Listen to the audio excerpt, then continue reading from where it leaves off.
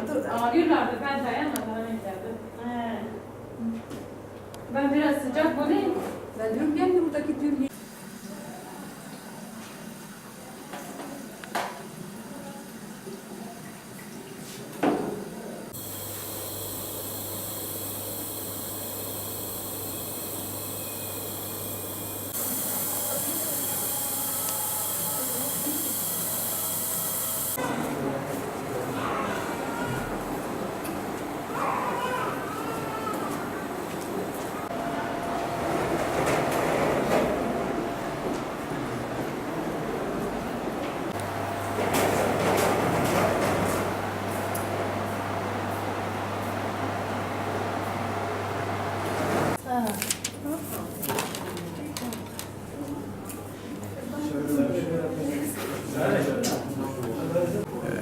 Dün hastanemiz acil servisine yaklaşık 50-55 vatandaşımız soba zehirlenmesi nedeniyle başvurdu Kahta ilçemizde.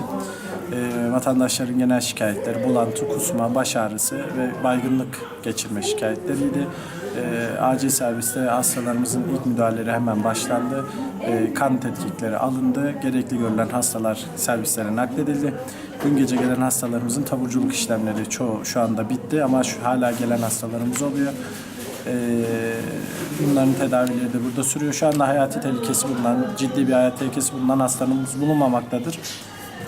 Bu hastaların özellikle vatandaşlarımızı kış aylarında rüzgarlı havalarda soba zehirlenmesine karşı daha dikkatli olma konusunda uyarmak istiyoruz buradan. Bulantı, kusma, uykuya eğilim, baş ağrısı gibi şikayetleri olan aynı anda 3-4 kişinin aynı ailede olan vatandaşlarımızı mutlaka acil servislere başvurmaları konusunda özellikle uyarmak istiyoruz.